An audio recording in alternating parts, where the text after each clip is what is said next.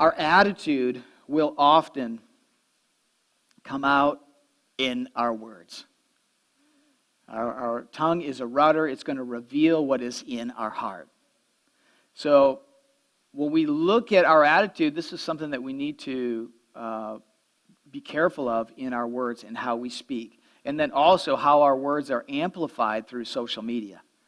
You see, each of you with a Facebook account or Instagram account, you have kind of the power of a public relations firm right there at your phone. And you are representing heaven. Make sure that you represent it well. And I want to just mention a few things here, and I'm not, as I go through these things, I'm not necessarily pointing out anybody at Living Hope. I just want to point out people in general, that I think that there are some ways that we can inappropriately handle these times, especially with our words. You think about, most of the vitriol is going to the government. And what's interesting is we, in Michigan, have a Democratic leader, and then nationally we have a Republican leader. And when each of them give a press conference, all the nasty comments look exactly the same. They look the same. It doesn't really, people, they'll say bad things about the Democrat. They'll say bad things about and so the question is, how are you going to handle that? Well, here's a few things that maybe we shouldn't handle. I just want to point out. First, the protest in Lansing and the people carrying the Confederate flag.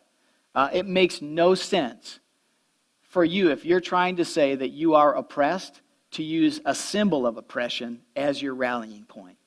And speaking to the body of Christ, with God's goal of creating multicultural and multi-ethnic congregations to look more like heaven, listen, there are enough barriers to a multi-ethnic congregation. We don't need to rally around symbols like that will create more barriers within the body of Christ. Ooh, it's getting quiet in here. Oh, it's been quiet in here the whole time, but I hope that you're listening. And then here's another thing people are saying, that people are quick to throw around the Nazi term and the tyrannical leader term. And that's just wrong-headed. This whole time I've had this rock up here.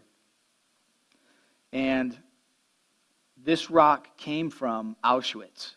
It came from the railroad that was taking carloads of human beings to the gas chambers, to the firing squads, into the death camp. And while I visited Auschwitz, I picked this up because the account goes there was one railroad track leading into Auschwitz, but the capacity for killing was not enough, and so they tripled the capacity. They added 2 more railroad cars, and I picked this up so that I would never forget. It's probably one of the times I broke the law for Jesus. Listen, I walked through the gas chambers. I saw the ovens. I saw the chipped cement from the firing squad wall. I looked at the torture rooms that were too small to sit down and too short to stand up, where they would shove them in there just to die in this position. I saw that.